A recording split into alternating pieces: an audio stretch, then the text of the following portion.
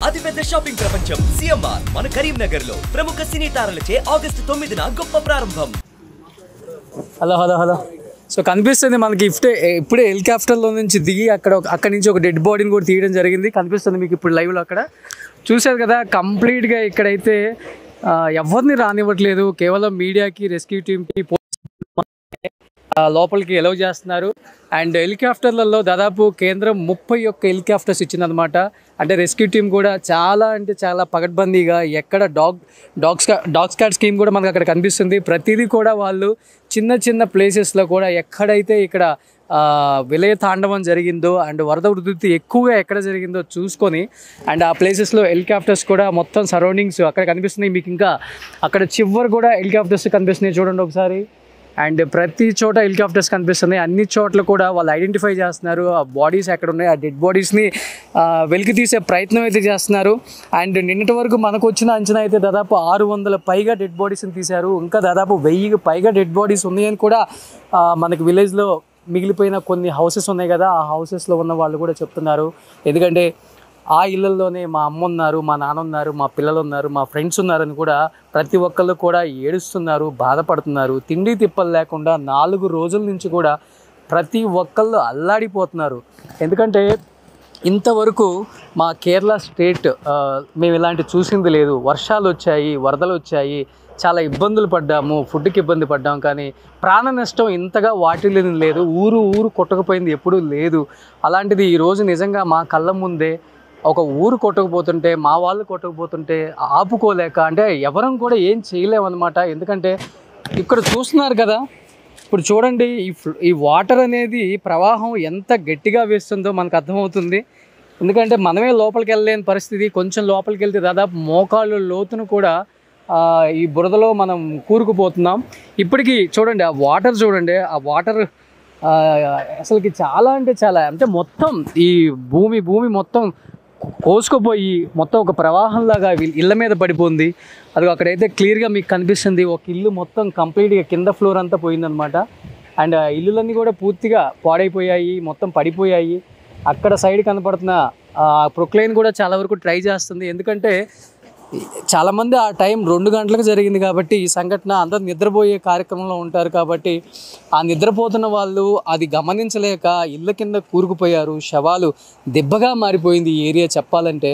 కొన్ని చోట్ల అయితే హెడ్స్ వరకు కనబడుతున్నాయి, కొన్ని చోట్ల హ్యాండ్ వరకు భూమిలో మొత్తం బాడీ అంతా భూమిలో ఉండి చెయ్యి వరకు పైకి కనపడుతుంది. కొన్ని చోట్ల కాళ్ళు కనపడుతున్నాయి, కొన్ని చోట్ల తలలు ఒక చోట ఉన్నాయి, మొండాలు ఒక చోట ఉన్నాయి.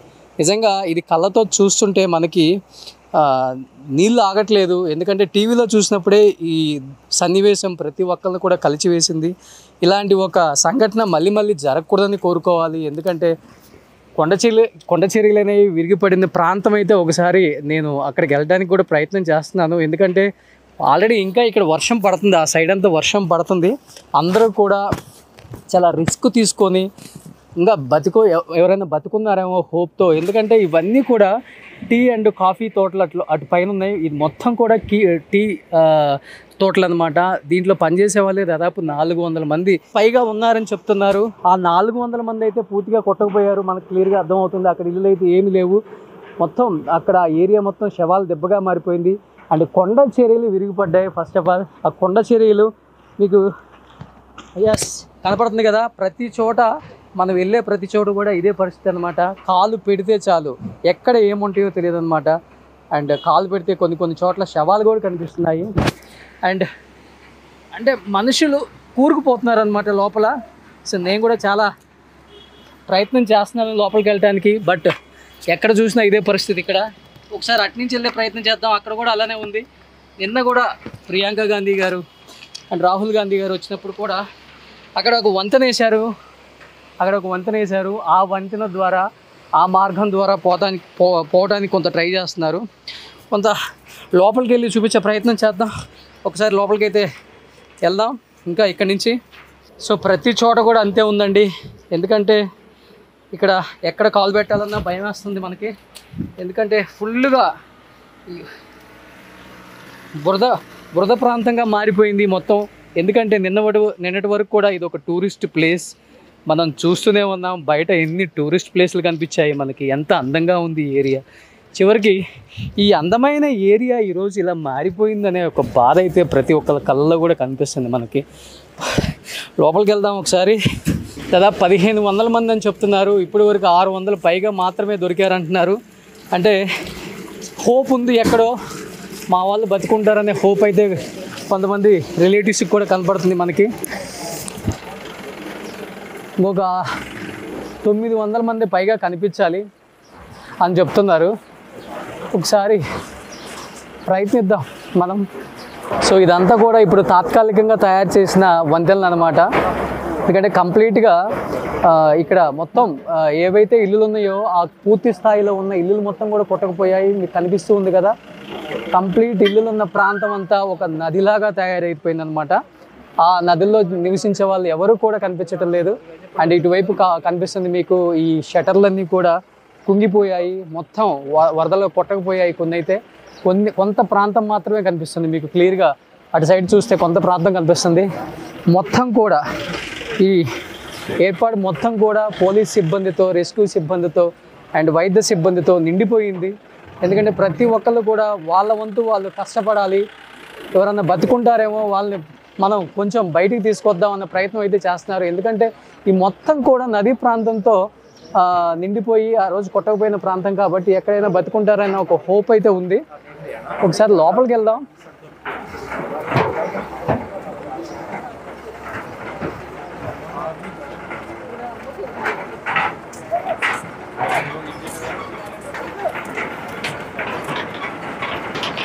ఎస్, మీకు కనిపిస్తుంది చూడండి ఈ ప్రాంతం మొత్తం కూడా చూడండి. ఇక్కడైతే కంప్లీట్గా ఒక చిన్న షాపింగ్ మాల్, ఇది కూడా మొత్తం కొట్టకపోయింది, మీకు కనిపిస్తుంది ఇక్కడ. అండ్ కొండ చర్యలు చూడండి ఎంత పెద్ద పెద్ద బండలు వచ్చాయో. రకరకాలుగా ప్రయత్నిస్తున్నారు ప్రతి ఒక్కరు కూడా. ఎందుకంటే దాదాపు 4 రోజుల పాటు నిద్రాహారాలు లేకుండా, తిండి తిప్పలు లేకుండా పోలీస్ సిబ్బంది అయితే చాలా చాలా చాలా చాలా కష్టపడుతున్నారు. ఎందుకంటే ఎప్పుడూ జరగని ఒక సంఘటన, ఇలాంటి ఒక సంఘటన కేరళ స్టేట్లో జరిగింది కూడా. అలాంటివి మా స్టేట్లో ఇలాంటివి జరిగింది, ఇంతమంది ప్రాణాలు కోల్పోయారు అని చెప్పేసి బాధ వాళ్ళ కళ్ళల్లో కనిపిస్తుంది. అండ్ వాళ్ళు కూడా ఎంతలా, ఎందుకంటే ఇది ఒక టూరిస్ట్ ప్లేసు, ప్రతి ఒక్కరు కూడా ఈ ప్లేస్ని ప్రేమిస్తారంట. అండ్ మనకు వచ్చేటప్పుడు కూడా చాలా చాలా కనిపించాయి. ఒక వండర్లా టైపు మనం చాలా చూసాం అక్కడ, ఒక ఓషన్ పార్క్ టైపు. అండ్ చిన్న చిన్న హట్స్ వేసి చాలామంది వస్తుంటారు ఇక్కడ. ఊటీకి ఎలా వస్తారో ఈ ఏరియాకి కూడా అలా వస్తారండి. వయనాడ్ డిస్ట్రిక్ట్లో అంత ఫేమస్ ఈ ఏరియా. ఇదంతా కూడా మూనార్ కన్నా కూడా చాలా బాగుంటుంది. ఇక్కడైతే స్పెండ్ చేయడానికి వస్తుంటారు ఫ్యామిలీస్తో పాటు అని చెప్తున్నారు. ఎందుకంటే ఇవన్నీ కూడా మనకి టీ ఎస్టేట్స్ అనమాట. కంప్లీట్గా కనపడుతున్నాయి రౌండ్గా టీ ఎస్టేట్స్ కూడా. మీరు ఒక్కసారి చూడండి. అండ్ ఒకసారి చూడండి ఆ పైన ఆ కొండ ప్రాంతంలో ఉన్న బ్యూటీనెస్, ఇదంతా కూడా అర్థమవుతుంది. అంటే ఈ ప్లేస్ ఎంత ఇంపార్టెంటు, అది ఎంతమందికి ఇష్టమైన ప్లేస్. ఇలాంటి ఒక ప్లేస్లో ఇది జరగటం నిజంగా బాధాకరమే. అండ్ ప్రతి ఒక్కళ్ళు కూడా చూడండి, అసలు రెస్క్యూ టీమ్ ఎంతవరకు ఉందనేది కూడా మనకు అర్థం అవ్వట్లేదు.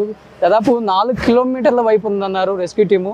నిన్న రాహుల్ గాంధీ గారు వచ్చినప్పుడు కూడా ఇదే ఫ్లైఓవర్ నుంచి ప్రియాంక గాంధీ గారు, రాహుల్ గాంధీ గారు వచ్చారు. ఆయన మరీ చెప్పారు, మా నాన్నగారు చనిపోయినప్పుడు ఎంత బాధపడ్డానో అంతకన్నా ఎక్కువ బాధపడుతున్నాను ఈరోజు. ఎందుకంటే వయనాడ్ నుంచి వరుసగా ఎంపీగా ఆయన గెలిచారు, ఇక్కడ ప్రజల ప్రేమను పొందారు. ఈ ప్రజలకి ఇలా జరగడం నిజంగా నాకు చాలా చేదు అనుభవం.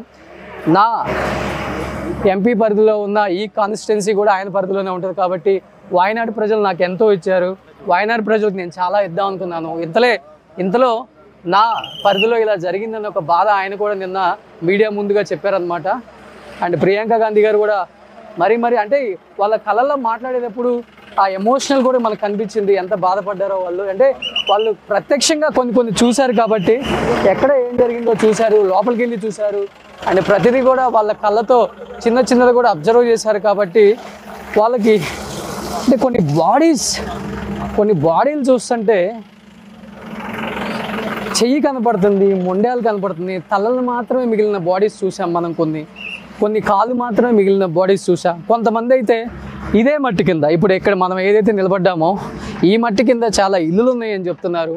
అందుకనే అక్కడ చూడండి ప్రొక్లైన్స్తో కూడా ఈ హైట్లో ఉన్న ప్రతి ప్రదేశాన్ని కూడా తవ్విస్తున్నారు. చూడండి ఒకసారి కింద ఏమన్నా దొరికే అవకాశం ఉంటుంది అని.